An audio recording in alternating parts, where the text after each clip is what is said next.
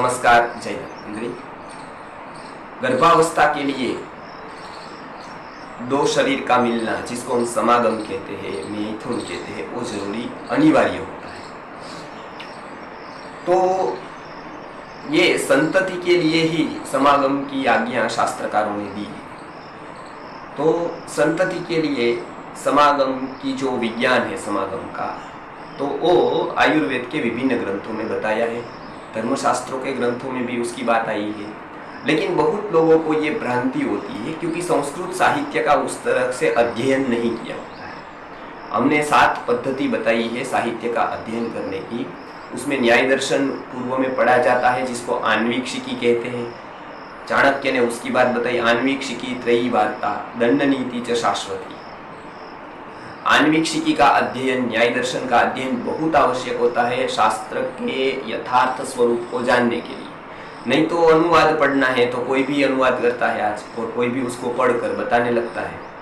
तो जो पिछले सालों में व्याख्याताओं ने व्याख्या की, वो ज्यादातर वो फेमस बहुत है, लेकिन उनको कोई संस्कृत का ज्ञान नहीं था। ये मैकोले पद्धति से ही पढ़े हुए थे ज्यादातर जो प्रवचनकार है, व्याख्याता है वो, और उन्होंने जैसा पढ़ा कहीं पर भी और ऐसा निरूपण कर दिया अलग अलग जगह पर।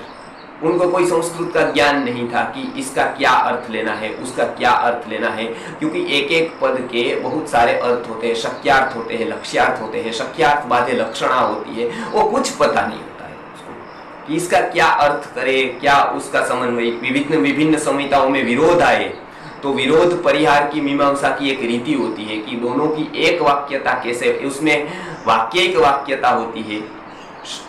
इसका एक जो कंसेप्ट है वाक्यिक वाक्यता का, कि विभिन्न वाक्यों को विरुद्ध वाक्यों को लेकर एक वाक्यता करना, उसका प्रतिपादन को, उसके भाव को समझना, वो सब नहीं होता है। तो बहुत सारी ऐसी मिसकंसेप्शन इसका हुआ है, खास करके गर्भ विज्ञान में। उसमें बहुत सारे लोग कहते हैं कि इसको पुत्री के लिए उसकी तिथियां, और कुछ तिथियां पुरुषों के लिए, पुरुष संतति के लिए, स्त्री संतति के लिए। तो यहाँ पर इसकी बात थोड़ी मैं कहूँगा, जो भाव प्रकाश संहिता में की गई है, बताया गया है उसमें। सुश्रुत संहिता में भी ये बात आती है, विभिन्न स्मृतियों में भी ये बात आती है। युग्माशु जायते पुत्राः अयुग्माशु स्त्री, अर्थात युग्माशु जायन्ते पुत्राः।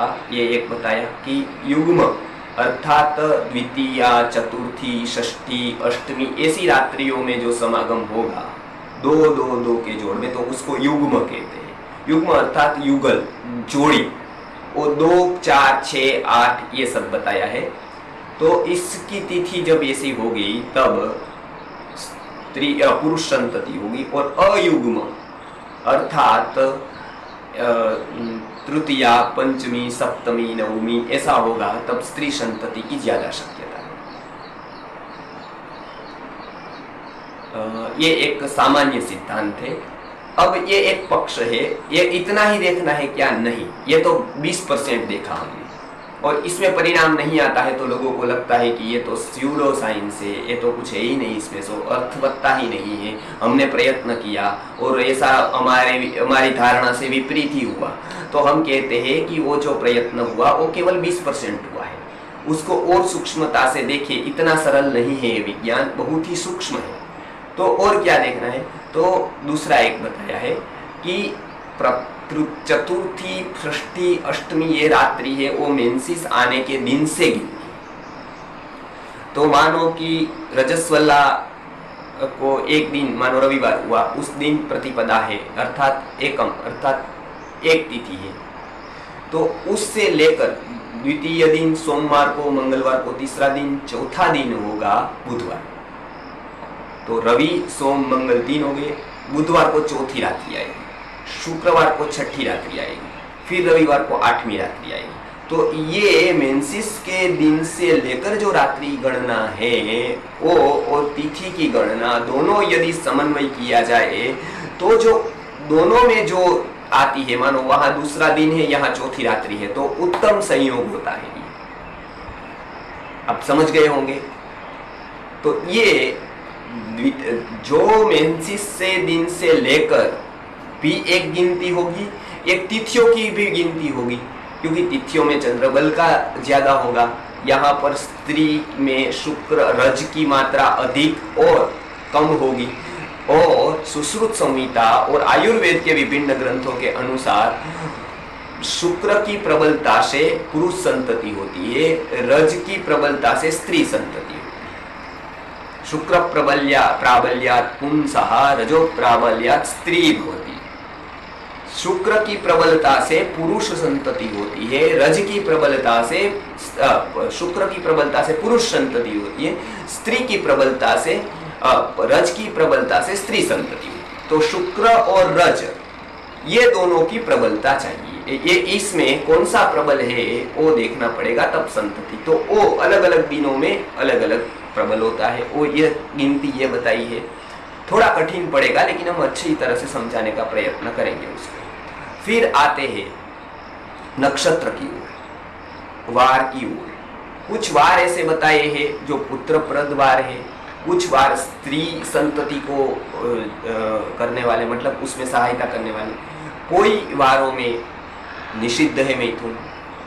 कुछ गिनती नक्षत्रों की भी होती है, कुछ नक्षत्र होते हैं वो पुरुष संतति प्रद होते हैं, कुछ स्त्री संतति प्रद। उसका हम आगे देखने वाले हैं। पहले आप इतना समझ जाइए कि युग्मासु जायन्ते पुत्राः, अयुग्मास्तु स्त्रियः प्रजायन्ते। ये जो बताया है वो उसका अर्थ एक तो तिथि है और एक मेंसिस के दिनों से लेकर बात बताई गई है। उसमें भी सुश्रुत संहिता में बताया गया है कि एकादशी और त्रयोदशी रात्रि को छोड़ देना है, नहीं तो नपुंसक गर्भ की प्राप्ति। आज बहुत सारे नपुंसक है, हम देखते हैं अलग अलग जगह पर हमको। तो ये साइंस, मेडिकल साइंस में इसका कोई कारण नहीं बताया जाता है कि वो क्यों नपुंसक हुआ, लेकिन आयुर्वेद में नपुंसक के भी बहुत प्रकार बताए गए हैं। और एक एक नपुंसक किस अवस्था में हो सकता है, किस मतलब कौन सी हमारी गलती होती है तो नपुंसक संतति होती है। संतति का बड़ा विज्ञान है। तो ये एक बात हुई। दूसरी बात में सबसे जो मुख्यता से प्रतिपादन करना चाहता हूं, ये तो हो गया। उसके बाद में दूसरे में भी नक्षत्र और वार का बताने ही वाला हूं, लेकिन जो मुख्यता से मेरा प्रतिपादन है वो एक है कि एक गलती प्रायः सबसे हो जाती है, और वो होती है कि गर्भावस्था में मैथुन का अज्ञान। जैसे मॉडर्न साइंस में बहुत जगह पर तो ऐसा बताया गया है कि 5वें महीने के 4थे महीने के बाद मैथुन वर्ज्य हो जाता है, समागम नहीं करना है। आयुर्वेद में बताया है कि जब से संतति हो तब से ही मैथुन नहीं करना है। जब पता चले कि गर्भावस्था है, उतना ही नहीं, गर्भावस्था की शक्यता हो, पता न हो, शक्यता हो, तब से मैथुन वर्ज्य हो जाता है। क्यों ऐसा? उसका प्रसिद्ध उदाहरण तो महात्मा गांधी जी का है, आपको पता है। उनकी पत्नी गर्भवती थी और उनसे उस अवस्था में समागम हो गया। फिर जाकर उन जो पत्नी थी गांधी जी की, उनको उसको जब प्रसूति हुई तो मृत गर्भ अवतरित हुआ, मर गया गर्भ। तो गांधी जी लिखते हैं उसमें कि सबसे मुझे एक आघात लगा, अफसोस हुआ, और मैं इसके कारण जानने का प्रयास कर रहा था कि ऐसा क्यों हो गया। तब मैंने आयुर्वेद के ग्रंथ देखे, ऐसा गांधी जी बता रहे हैं। विभिन्न ग्रंथों देखे, विभिन्न प्रमाण खोजे, तब मुझे पता चला कि ये मेरी गलती से हुआ है। पहले मैं मेरे देव को, भाग्य को दोष देता था, लेकिन बाद में मुझे पता चला कि ये मेरी गलती से हुआ है। और वो गलती, जैसे वो स्वीकार करते थे सभी गलतियां अपनी, तो वो स्वीकार किया उन्होंने कि ये गर्भावस्था में जो मेरे से ये भूल हो गई, वो उसके कारण वो गर्भ मृत हो गया, मर गया। क्यों ऐसा होता है? क्योंकि गर्भावस्था में बहुत ही शांत स्थिति बनाए रखनी होती है। तो एक बार गर्भधारण हो गया कि बाद में श्वासोश्वास बढ़ने की कोई भी क्रिया, व्यग्र होने की कोई भी क्रिया नहीं कर सकते हैं। मैथुन जब होता है, समागम होता है, तब श्वासोश्वास की संख्या बढ़ जाती है, एक तरह की उत्तेजना बढ़ जाती है। तो वो उत्तेजना के कारण जो गर्भस्थ शिशु है उसको परेशानी होती है और उसको हानि होती है और वो मर भी सकता है। इसीलिए आयुर्वेद में बताया कि अतः परम मासाद उपेयात, सुश्रुत संहिता में अतः परम मासाद उपेयात, ये सूत्र प्रायः सब लोग भूल गए।